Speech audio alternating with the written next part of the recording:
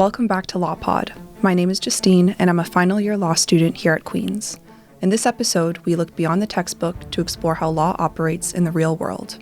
For students interested in social justice, it can sometimes feel difficult to see how the law we study translates into tangible change. How does legislation take shape? Who influences it? And what does it mean for the people it is meant to serve?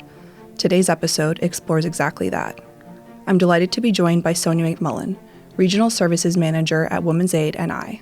Sonya has been involved with Women's Aid since 1997 and has played a significant role in shaping conversations around domestic and sexual violence against women and girls. Sonya's work connects frontline experience with public policy, and its impact is felt not only in individual lives, but across communities in Northern Ireland. In this conversation, we'll discuss how that connection works in practice, from direct support services to influencing legislation and public strategy. If you're a law student wondering how your degree can translate into meaningful change, then this episode is for you. Sonya, thank you so much for being here today and taking the time to speak with me. I really appreciate it. To kick us off, could you tell us a bit about your educational background and your studies here at Queen's? Okay, well, I've been to Queen's a few times, actually. So I started off, my first degree was social policy and sociology. And I had a real interest in, social change. I volunteered at Women's Aid at the time as well. So I've never got out of Women's Aid. I'm still there. But that was a keen interest in especially women's rights and children's rights. Mm-hmm. So I went on to do my master's then in human rights law and criminal justice. Mm-hmm. But I soon discovered that I really needed and should have done a law degree before I started that one. Okay, I was the only one in the room that didn't have a law degree. And I struggled a little bit. I did okay, but I thought, right, I really want to go and study law. So I did the conversion Bachelor of Legal Science then after that. Mm-hmm. And I had full intentions of going on to the Institute and actually found the papers recently in the bottom of a drawer. So, but I decided actually within Women's Aid and the opportunities that I had with regard to the development of legislation, with regard to the way that was evolving through domestic and sexual abuse at the time, that actually I could use my role there. And I think for a lot of law students, there's definite roles within practice, and they don't think of maybe the policy side of things, mm-hmm. the development of legislation and all of that, which is really interesting. I'll probably explore that a little bit further on as we go on. So that's really my story. And I started working in Women's Aid in University Street. As I said, I used to nip down when I was a student and doing volunteer shifts, and it really is more than a job for me and a real privilege to have been there now for almost 30 years. That's incredible because, you've been there for nearly 3 decades now. What has made you decide to stay with that specific organisation? I really believe in Women's Aid as an organisation and their ethos, what they do, the work they do for women, children and young people. And what we want to do is ultimately change.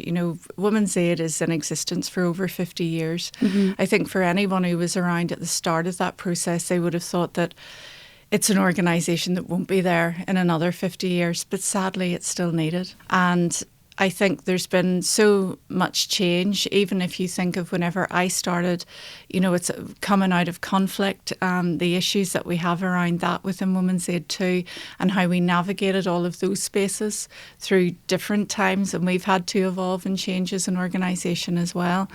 So I believe in what they do. I'm very passionate about what I do. And I believe every day I'm very privileged to do what I do as well. That's incredible. And your work when you started volunteering, that was with the helpline, correct? Yeah, so I volunteered. We had the Women's Aid helpline. It was 24/7 helpline service. And it was a wonderful opportunity of learning, of training, and to get the skills I needed then to be able to support women over the phone. Women's Aid developed that in 1995, and it actually came out of recommendations by Monica McWilliams. I'm sure many of you will have heard of the wonderful professor herself, and she's been very supportive of our work. But it was the first piece of research really in Northern Ireland looking at domestic abuse, and Monica spoke to many, many women who had experienced domestic abuse about their stories. And she went all over the country to be able to talk to them and look at everything from what they needed around emergency provision and accommodation, which at that time in 1995 was probably really what people thought Women's Aid was. It was shelters, refuges, that kind of thing, and it's really evolved from that. But we're the only part of the UK and the south that didn't have a helpline service.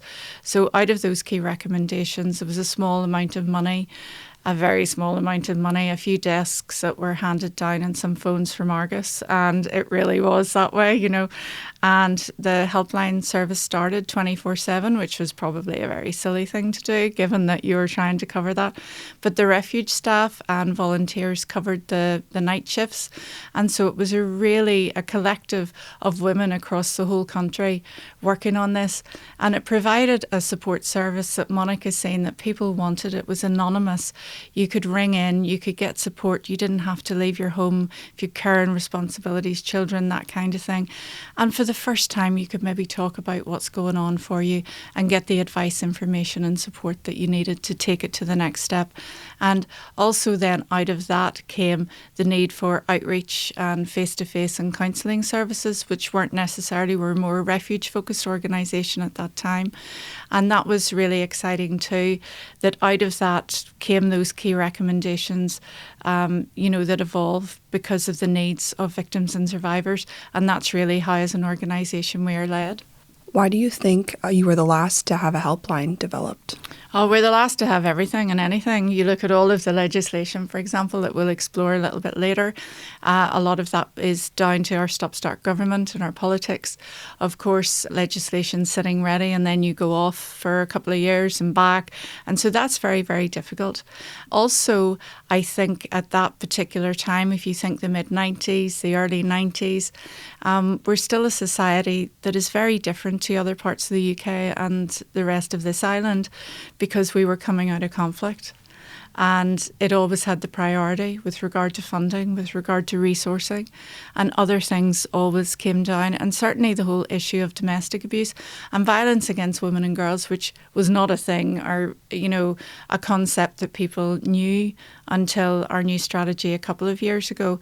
So definitely that is a key issue in the difference that we are to the other nations as well, because not necessarily the functions and other services, they don't fit here as well, and it's not one size fits all in relation to those kinds of services. And is it because of Northern Ireland's historic context and the past and the Troubles? Is that really what has gone to differentiate it from other parts of the United Kingdom in respect to this legislation and policy development?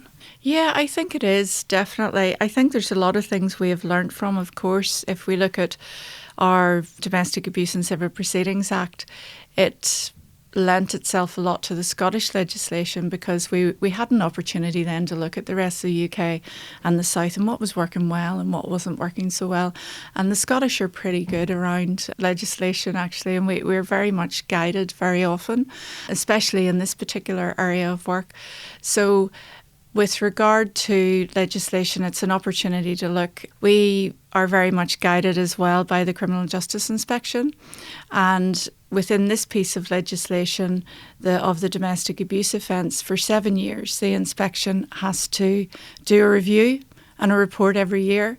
So that's really good. In the absence of a monitoring and oversight board, it's okay to have all this new legislation, of which we have had more in the last few years than we've had in the last 20 years. And we welcome it. We've lobbied for it. We've campaigned for it.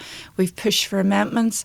I've been on the phone to midnight the night before votes were going through to try and get people on board to change things that really, really matter. And so it's really, really important that we keep pushing. But just because you have legislation in place, it doesn't necessarily mean it's working. And what are the biggest challenges right now with the current legislation, if you could maybe list out the current acts that are in Northern Ireland? Yeah, so I talked about the domestic abuse offence, so the Domestic Abuse and Civil Proceedings Act, and that was coercive control. So it was sitting from 2017 from Claire Sugden, the previous Justice Minister. It was ready to go, but then, of course, the Assembly went down again. So things had changed and evolved. We pushed and lobbied for children to be seen as victims in their own right, but it didn't go that far. So we have something called, we've domestic abuse aggravators, which will enhance the sentencing. So we got a children's aggravator. And so the child doesn't have to have witnessed or seen.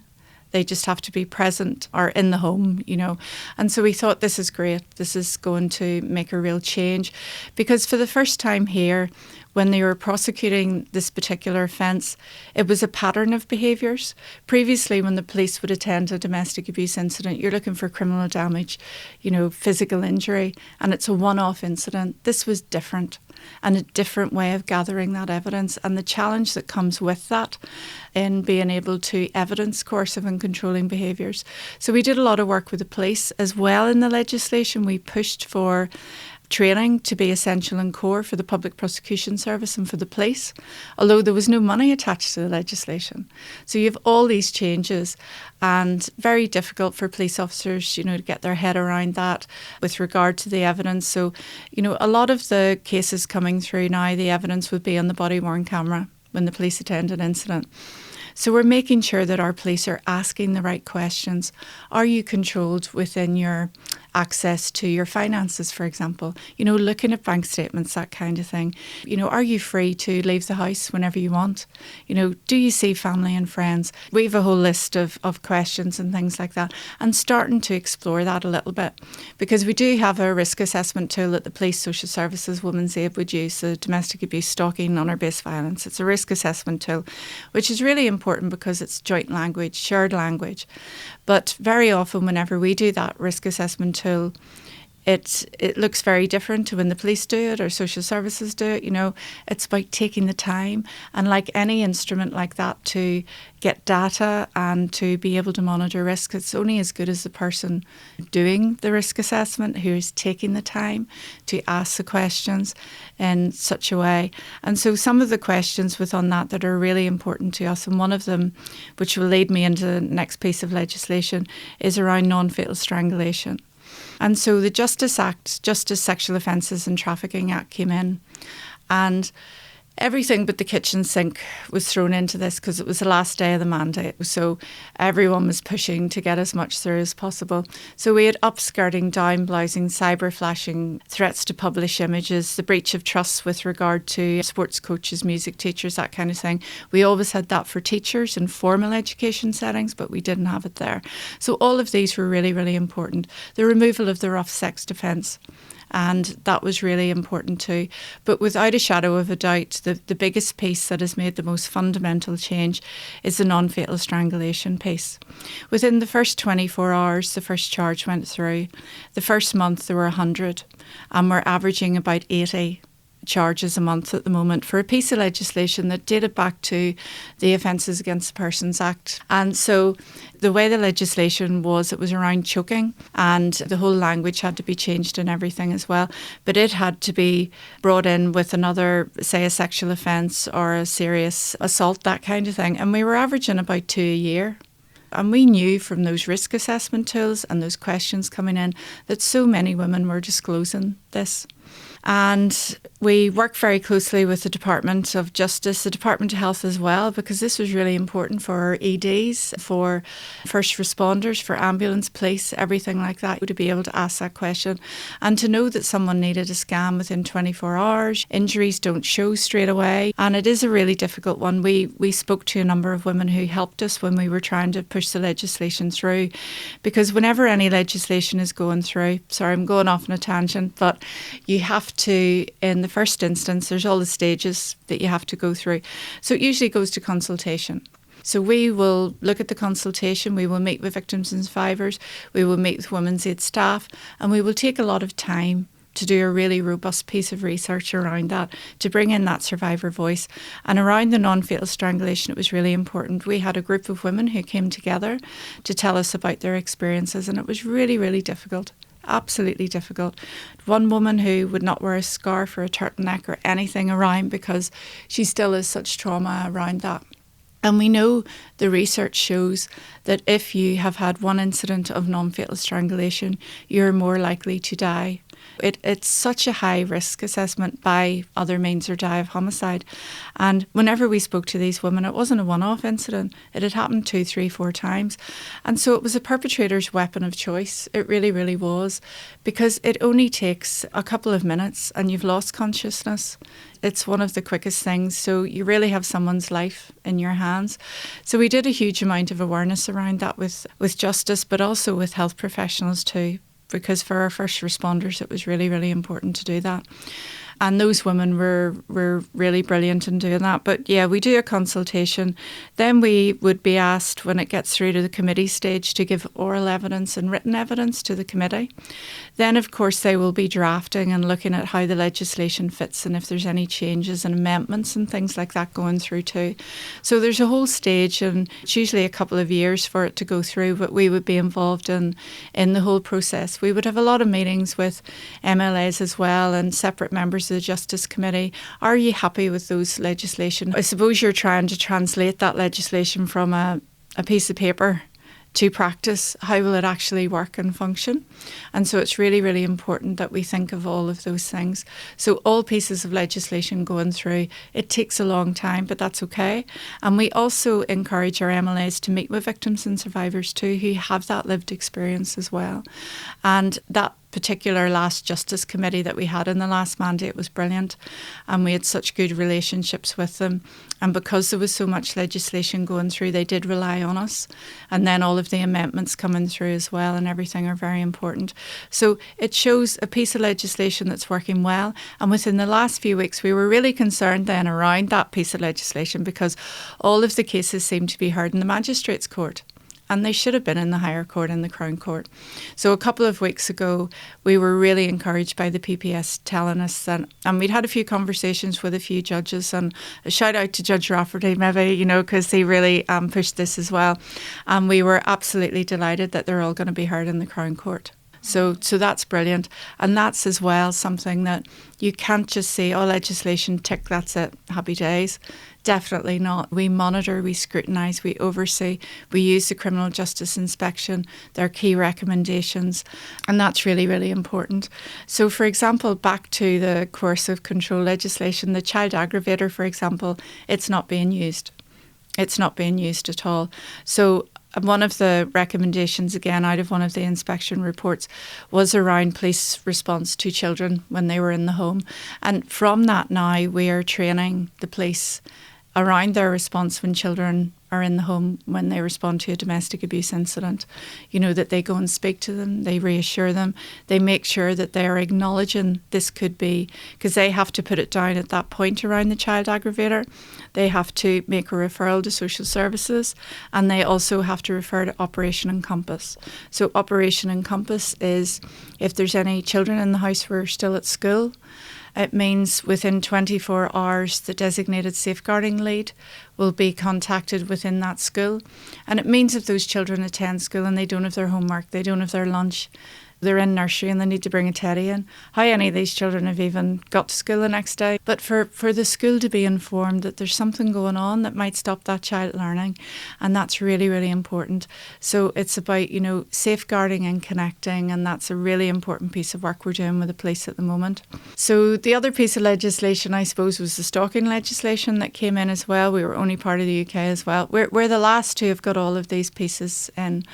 And though upskirting and down-blousing, we were first with regard to the down-blousing, I think, there's always something there. But with the stalking legislation, again, there was no definition of stalking. And it hasn't worked the way we wanted it to work either. So if you look at the police figures, and I don't have them for the last year, forgive me, I should have, but there's more cases of harassment going through, and stalking is not being used. There's stalking protection orders and notices that you can get granted as well. And within the last number of years, there's only 3 of them. Or I think there was 4. I think there's 4 now. So these are orders that the police have to get themselves. So this is a little bit different, that the police are in court presenting the case, and they're very, very difficult to get. And I think there's still a lack of understanding around the stalking legislation and how it can work. And so, again, it's something we're just keeping a really tight eye on. And we do feel that harassment is 2 neighbours fighting over a hedge, and stalking is very, very different. It's dangerous, it is risk to life, and we have seen that within some of the cases that have gone through. So there's still a piece of work to be done around the stalking legislation for sure. The Safe Leave Act then, it came through, it was a private member's bill by Rachel Woods, and we were really encouraged by this, 10 days safe leave for anyone who was experiencing domestic abuse, the education and awareness of all employers in the whole country having to do training around this. That in itself is a real game changer to be able to start those conversations. But we are now 2026 and we still don't have it in place. So we have had reassurance from the minister that hopefully it went out for another consultation and all the rest of it. So look, we're really waiting and hoping that it will come through. It came into the South 2 years ago in November, and it's 5 days paid leave, and it's been a real fundamental change because it has that ripple effect of starting conversations in the workplace.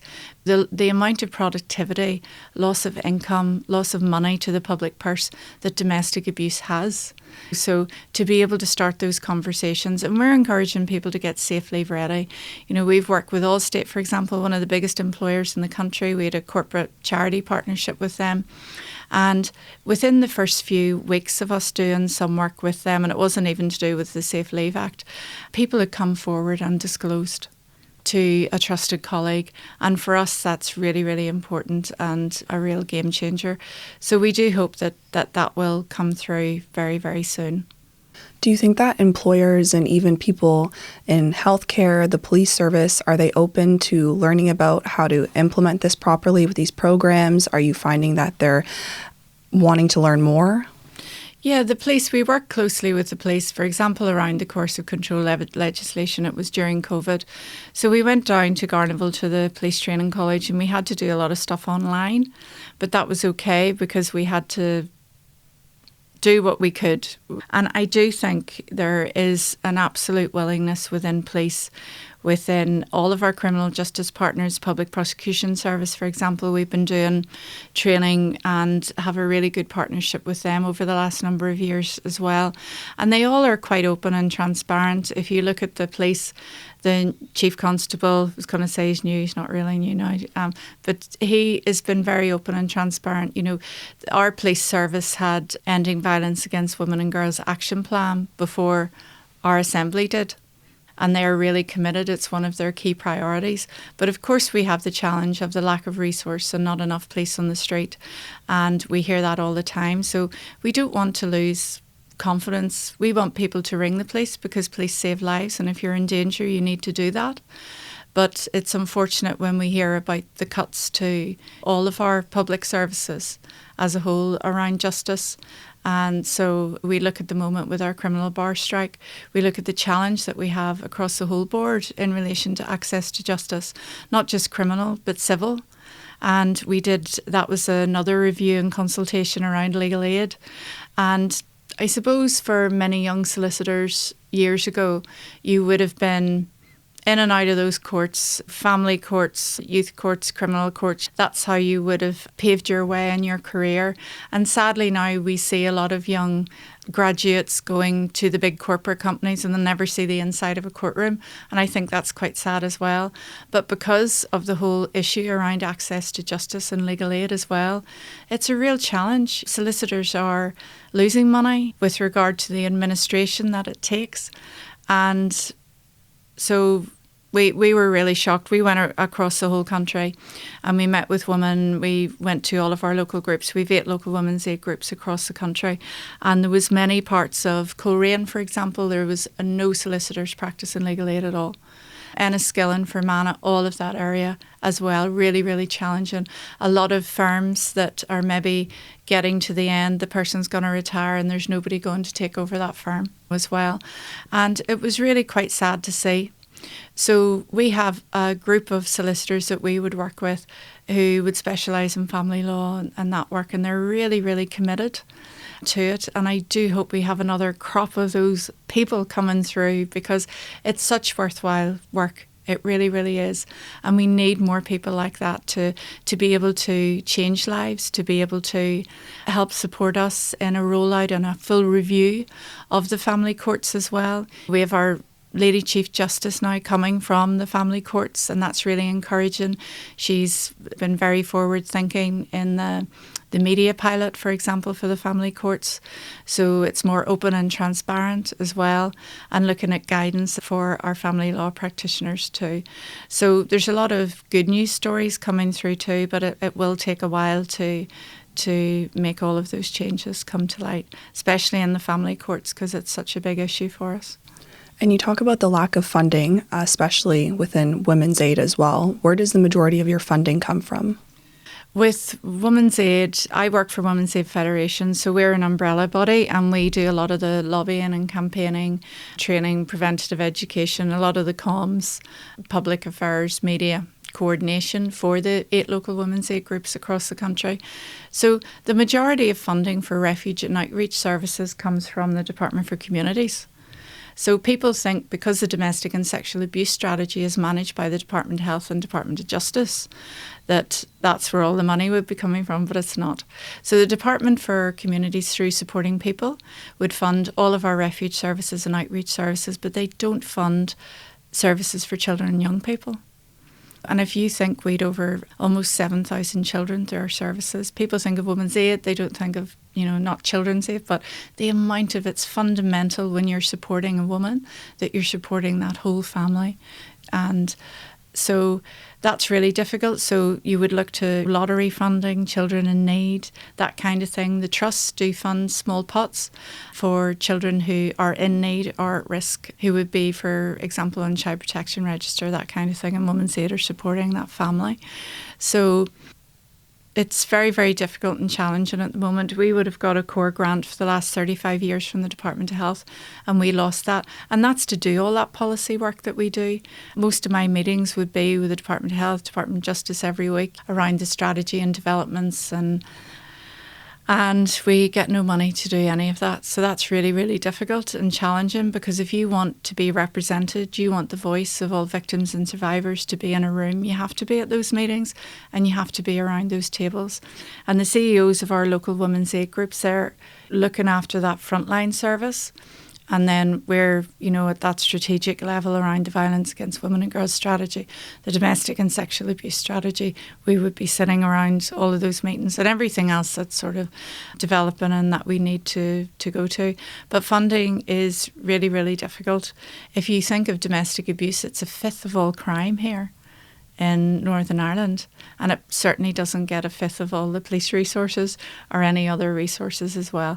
So it is very, very difficult and challenging in the funding landscape at the moment, but that's the same for all voluntary and statutory organisations, many of which have had to fold and close over the last number of years. And have we seen an increase in the numbers of violence against women and girls, especially with all of the implementation of these new strategies and legislation? Is it working? I think the most staggering statistic is that 28 women have been murdered from March 2020. And this was the start of all of the new legislation coming through that I've named. The Violence Against Women and Girls strategy then was just over a year in place in September. And those numbers increase and continue to increase. So there's something we're not doing right. And there's something that needs to fundamentally change.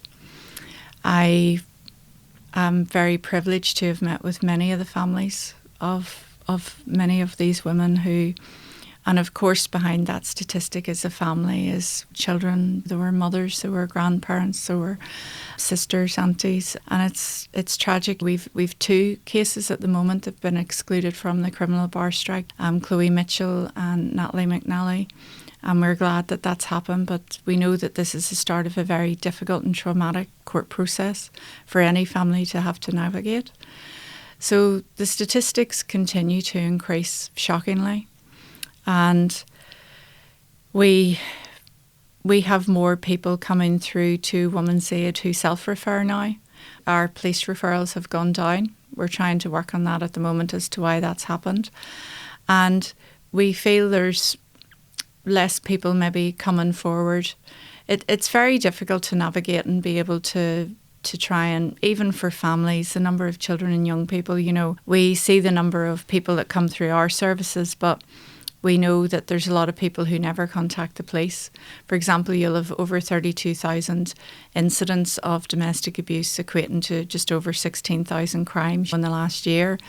But when it filters through, there'll only be a few thousand actually prosecutions whenever you go right down the chain. And a lot of people drop out as well. It's a very difficult process, the court process, to navigate. It's very lengthy. And even before the strike and all of it, we had huge delays, the biggest delays in the whole of the UK with regard to our courts. So we need to start working smarter. We have a domestic abuse court pilot, and Judge Keown, another shout out for someone who's really trying to make a huge difference here. And it's working really well, because we have the Remote Evidence Centre that is opened in Belfast, a really good facility. We also have one in Craigavon. There's one in Fermanagh, within Fermanagh Women's Aid. It's just a room that has what it needs to be. You know, it doesn't need a lot of money to make these things work. And that's a huge issue. Anything we can do to get people to come through, to give them the support they need. So the Domestic Abuse Pilot Court is with the Public Prosecution Services working really hard. Victim Support and then Women's Aid have a criminal justice worker who will physically go to that woman's house and pick them up and bring them to court. It's really, really difficult going to court, and it's really, really challenging. And anything we can do, even around the times, they're a bit later in the morning to allow for school drop-offs, things like that. And, you know, thinking of those things because of the current responsibilities, all of those different issues that are a real challenge, special measures, that Remote Evidence Centre makes such a difference to be able to know that you have that, because we've people turning up at the moment and they don't know to even on the day if they're going to have special measures. So trying to get a person through that door, and that changes everything if they turn up. That changes everything. So we do hope that pilots like that will make such a difference to the criminal justice process, because it's really difficult. I spoke to a woman last week and it was 5 years for her case to go through. And you're really putting your whole life on hold until that goes through. It's very difficult to get on with relationships, with work, with college, whatever it may be. So we need to speed up justice. We really, really do. We need people to have confidence in our system as well and come forward. Not everybody wants the criminal justice outcome. We acknowledge that, absolutely. But for people who do, and I think the more people see some of the good news stories coming through, instead of, oh, I had to wait 5 years and it was traumatic. It's not trauma-informed or victim-focused or any of those things, you know. And I've been to court with women too, and I've wanted to run out the back door myself. It's really daunting, really difficult and really challenging, but it's really important that you have a worker or someone there to be your eyes and ears, because you come out of court, what order did I get? What was that for? What happened there? It's just totally, they haven't taken anything in. So having that as well is really important. So we would love domestic abuse courts in every part of the country, and also a criminal justice support worker as well. We need some more good news stories, stories of hope to encourage people to come through the system. We need for our perpetrators to be held to account. And when people start to see that, it will give them confidence in coming forward. Mm-hmm. That's very important. Are you finding that there is almost a lack of confidence by the public in these kind of programs and wanting to utilize them, utilize services like Women's Aid, wanting to come forward, even using the helpline, for example? So the helpline service is now managed by Nexus. So Women's Aid don't have it anymore. So I'm not quite sure. But I know within Women's Aid services, as I said, more people are self-referring and coming through that process. And that's good. So certainly we actually are inundated, our refuges as well. I remember back, would have been 99, 2000, it was the Family Homes and Domestic Violence Order Act, something. I can't remember. But it brought in the non-molestation orders and occupation orders. And this is something that was going to remove a perpetrator from the home. And I remember sitting doing training with the police, and they said, oh, there'll be no need for refuges soon, as we have these fabulous new orders that will remove the perpetrator from the home. But that has not happened. We've seen a real reduction in the amount of non-molestation orders that have been granted, especially in the Belfast court, over the last number of years, and the number of occupation orders really reducing as well. So that's a real challenge too, whenever people are very often paying for protection as well. We pushed for a legal aid waiver, which came in. but it's not being used. Again, if your solicitor does not do legal aid work, you will be treated as a private client and you will have to pay for that. And then a lot of solicitors simply didn't know that there was a legal aid waiver. So we've been doing a lot of work with the Law Society, and there's been articles in the Writ, for example, and lunchtime webinars for practitioners and things. So Law Society's trying really hard, as are an awful lot of the practitioners we would work with as well, to really push that through. But that's a challenge as well. I spoke to a woman last week, $3,500 she has spent on protection over the last year, only for the case to be dismissed when it came to the final hearing for a full order a couple of weeks ago. So why on earth should you have to pay for protection? And so that's a real challenge we have. There's a legal aid waiver that came in around Article 8 proceedings in the family court. So if you're being brought back in, because we've seen that as a real form of abuse, being brought back into the court time and time again. And under the Domestic Abuse and Civil Proceedings Act, that was something that we really pushed for, but we had to fight to get that in and only got it through. But again, the numbers are really low. So it hasn't cost the public purse an awful lot of money either. But really, she should not have to pay for protection. And there's domestic abuse protection orders and notices who, again, have not gone live within that particular piece of coercive control legislation. It sits in there. And again, they're talking about doing a pilot. I went over to the court in Manchester just before Christmas to see how they're operating over there. And they sit every day. The police actually present the cases to the judges unless there's a contest, and then they buy in counsel, specialist counsel in relation to that. And it's a really, really good model. So I am hoping, but again, it's down to costings. So they're hoping to pilot one in rural, one in the urban area. And I'm currently on a subgroup with police and PPS and the Department of Justice looking at that. But that's a game changer as well, because the police will come in and a notice has to be ordered within 24 hours and then it will go to the court, and the police are going in and taking this forward.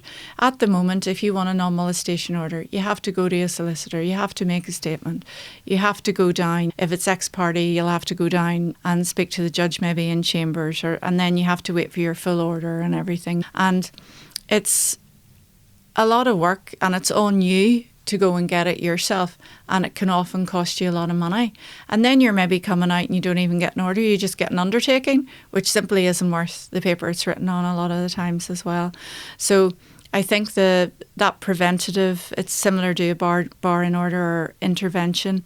I think we need to start going in and removing people out of these situations that are perpetrating the harm, rather than going in and removing the families and getting them to refuge or that kind of thing as well. So there's a lot of really good things in place. They just need money, resourcing. There's estimates that this is going to cost a huge amount of money as well. But looking at some of the pilots now in England, I think they're very encouraging. And I think we need to look sometimes at other models and things that are working well, and be brave in our decision making, because investment now will save money in the long term. And we want less and less families to be impacted by domestic abuse. We want that cycle to break. We currently still see women coming into refuge who were there as children themselves. And we need to break that cycle. So what I'm hearing throughout the theme of our conversation is almost lack of awareness is a big issue. We've seen it with the solicitors. We even see it in the underreporting. How important are early prevention programs in informing that process? And if you could speak a little bit about some of the programs that you're currently working on right now. I think that's key. And if we look at the Ending Violence Against Women and Girls strategy, the first pillar is around prevention. And early intervention, the earlier the better. It's so important and so key. And we have got some funding from the Executive Office. I think it's really important that that particular strategy sat with the Executive Office, because it sits over every department, because every department has a responsibility here. Also, our programme for government, it was one of the key priorities. I nearly fell off my seat when I seen that. But that's so encouraging. And we've a really strong commitment from our First Minister and our Deputy First Minister. We really do, with regard to this. So there's a number of pieces of funding through that. They really wanted the funding to get out to the grassroots. So through all of the individual councils, small organisations can go for small grants with regard to that. For Women's Aid, we got some funding to look at our preventative education piece. So we want to be from early years right through to further education. And we have a wonderful new programme called Helping Hands for Little Brains, and it's in nursery school settings. And it's a development of our Helping Hands programme, which is in primary schools. And it's looking at through sensory tools and toys and that kind of engagement, obviously for that age group, to be able to, it's really facilitating the, nursery teachers with the tools that they can better identify trauma and impact on children and young people, because obviously children at that age don't have the vocabulary, they don't have the words, so it'll be manifesting itself in aggression, anxiety, numbing out, disassociation kind of. So looking at those kind of behaviour patterns, those uh-oh feelings that they have in their tummy, all of those kind of things. So it's a wonderful piece of work, and it's developing on another bit of work that we did around connecting to CAM and building resilience within children to be able to form coping mechanisms, but be able to disclose as well if something's going on for them. But it's really, really difficult at that very, very young age group. Then we have Helping Hands in our primary schools, and that's been going for 16 years now with education. And we would do 2-day teacher training programmes where the teachers come in and we'll do training and they'll bring it in back to the school. And it's looking at a whole school kind of piece of work as well, that they're looking at those changes and building capacity for the school as well, especially with Operation Encompass that I talked about now. Schools are getting these phone calls coming in, they are knowing and identifying families where there is domestic abuse as well. But within those programmes, they never talk about domestic abuse at all. It's all about you keeping yourself safe as a child and a very young child, and looking at how you do that. The Helping Hand is looking at, on your fingers, who would you go to was a resource for you if you needed to talk to someone. And it's a lovely programme. They have a workbook and they can bring it home with them, but for some children it might be safe to bring it home with them. I did it with my own children when they were tiny, and their schools have done it as well. We're in just over 2/3 of all the primary schools now in the country, which is really, really good. And it's just a really good resource, but it's a whole school approach, it really is, and that's what we encourage people to do. And some schools have just taken it on board so much. And it's a resource and a tool for teachers to better explore the issues of trauma and the impact that domestic abuse can have. And any form of trauma and impact, that could be bereavement, separation, all of those things that have an impact, a parent in prison, that kind of thing. If we look at adverse childhood experiences and what we've learnt from around that.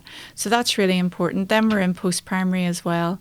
And we have put together a wonderful programme called Because, and it actually starts tomorrow, being rolled out to post-primary. So we have 192 post-primary schools in Northern Ireland, and we're targeting all of the schools with regard to designated safeguarding leads, but also pastoral care leaders, that kind of thing as well. And we have a wonderful resource that came together through a group of young people that we've been working with. I've been privileged to work with them for the last 3 years. They're away to uni, some of them now, and they're all grown up. But for example, they've been here at Queen's doing a piece of work around the family courts through the Children's Rights Centre, and it's been a wonderful piece of work with our Social Action Youth Project. And there's a piece of research that was commissioned by the Victims Commissioner Designate here in Northern Ireland around family courts. And they've been fundamental in it. They really, really have. They're all named on the research and everything. And so they produced a resource as well, an amazing website. And it's all around healthy relationships and what children and young people want to know about healthy relationships. So on the back of that, we have put together a really wonderful toolkit for teachers to deliver in the classroom. Short sessions looking at coercive control, healthy relationships, the red and green flags, looking at bystander models, looking at positive masculinity and influencers and how they impact on young people as well. There's about 10 weeks of programmes that cover so much, and it's given the teachers the tools they need as well. On the back of that as well, we are looking at nobody should be learning on the job. So further education, for example, we've been working with nursing here at Queen's and the School of Nursing and Midwifery, and that's been really a great piece of work. So we are going in now, it's written into the curriculum in year 1, 2, 3 of the nursing degree, and we will go in every year and build on that and build on that. We're giving them the confidence, and it was wonderful. I did the lectures, and it was really good to talk to some of the students afterwards who said, God, I was on placement and I just wasn't sure about that, but now you've given me the confidence to ask that question or know where to go to access support and pathways to support. So we're really excited about that. Also, did a webinar with RCN then with the nurses last week, and there was over 180, I think, registered in that one too. Then we had the head of the School of Medicine, Pharmacy and Biomedical Science in the MCB. He actually came in to one of the sessions and said, right, we want this for everybody. This is amazing. So again, those ripple effects that come through too. We're working with social work again. We used to be in with social work students a little bit more. It's a bit ad hoc at the moment. So that's really encouraging as well to look at a similar model around year 1, 2, 3 and postgraduate courses as well. And the law school as well. I believe in a few weeks, I am with year 2 and 3 law students looking at the work that we do, but also some of those other pathways around where a law degree takes you to. So that's really encouraging as well. And we do a lot of work with a lot of the schools around research and different things. We see the importance of research in academia as well within our work too, and we're getting a lot better at that. So we do a lot of research. We get a lot of requests for research, obviously, from students and things. So we help as much as we can. So we're really trying to get through from, nursery right through to, further education in that whole, and have that guidance really the whole way through in as much as we can and as many spaces as we can, and whoever will listen to us around that, But I think it's really, really important. And for students who are looking to get into this area, whether it be public policy, looking at how to implement legislation, how would you recommend they get started? What would be a good area to focus on for them? No, where do you start? I think there is so much research in this area now, and I'm constantly, every week I will get a request for some piece of research or something. We do try and help as much as we can. We also have helped support PhD students, for example, in that partnership as well as an organisation too, and we believe that's really, really important. I think it just if you've got an interest in the subject matter, certainly for me it was around children's rights and women's rights and that kind of issue, and then I explored it more. And then you go down rabbit holes of finding out sort of other things, where I always end up when I'm trying to do a piece of work and I'll go down a rabbit hole and find 24 other things I want to look at and research. But there's so much around this piece of work, sadly. The issue of violence against women and girls and all the crimes that disproportionately affect women and girls. We've only started talking about that kind of language, looking at the key themes through the strategy. We're looking at trying to keep women and girls safe behind closed doors, but also in public spaces, looking at the nighttime economy, all of those kind of things. But the whole area around public policy, the development of legislation, that's constantly evolving and growing, and it's really exciting. I love it when a new piece of legislation, we've got one coming through at the moment, and there's a lot involved in that we'll be working on. So it's a really exciting time. So I think for me, I've been, as I said, really lucky and really privileged, because I get excited about new pieces of legislation and I see the change, and it's wonderful whenever you speak to women. And especially if I think of the coercive control legislation, and one woman said to me, we weren't able to go up to the assembly at the time because of COVID, so we were online listening in, and that particular session, it was a real debate around things, so it went on to after midnight. But one of the women said she was watching and she was there with her family, and one of the, I think it was Paul Frew at the time, the Justice Committee, had read out a piece of her story, because some of the MLAs were messaging me, you need to give me something else here, I need some more, you know. So we were constantly texting other pieces in if we could help them at all. And her story was read out. It was anonymised, but it was just, I am here shaping legislation now whenever I thought I never actually would live to see this, because there was a serious assault on this particular woman. So for me, that was amazing, that she knew she was a fundamental part of changing legislation for the women who were coming behind her. So for me, that was pretty brilliant. All those women felt they were a real part of a change here in history, where for the first time we were looking at a non-physical act of violence being written into legislation. That's incredibly impactful. Does that kind of give you hope for the future? You have to be hopeful. I'm always so negative because there's so many things going on. It's very hard. Some days you get up and you think, what difference am I actually making, especially when there's some of the bad news stories. But you have to have that hope. You really do. And we need to have hope for our children and young people. You know, I look at a programme that we put together for our game, and it's working with young boys, and it's 16 kind of 18 years old, and it's a 6-week programme, and we're working with the IFA, and we're going into football clubs and with the police as well. They come in at the end and do the Power to Change programme. They get a tour of the stadium, that kind of thing. But I did the first pilot at Rosario, where I would be the welfare officer, local football club in the Ormer Road, and I was full of hope actually after the programme, because the young boys were brilliant. They challenged me, I challenged them as well. But I thought, here, we're okay. If this is an example of our young boys of the future, we're doing all right here. And I think we have to bring men and boys along with us. For a lot of our young boys, they don't realise how their behaviours are impacting on girls, and it's important to give them this safe space to be able to talk about that. We've such a debate over here around RSA and the challenge that having relationship and sexual education is a human right for a child and young person. Not every child and young person grows up in a healthy relationship. I see that in my work. They need to be able to look at the issues of respect and equality and trust and all of those things. So programs like that are absolutely brilliant, and the feedback has been really good. But even one of the coaches that sat in on mine, he's a 50-year-old guy, wonderful coach, and he said, I have learned so much over the last few weeks as a husband, as a daddy, and I will think a little bit more about that. So for me, that was wonderful as well. And again, it's that ripple, starting those conversations, because I know the boys were going away, talking to some of the other boys in school who were talking about WhatsApp groups, different things they had, and trying to think of, how they can call out behaviours and all of that. And they were really, really open to that too.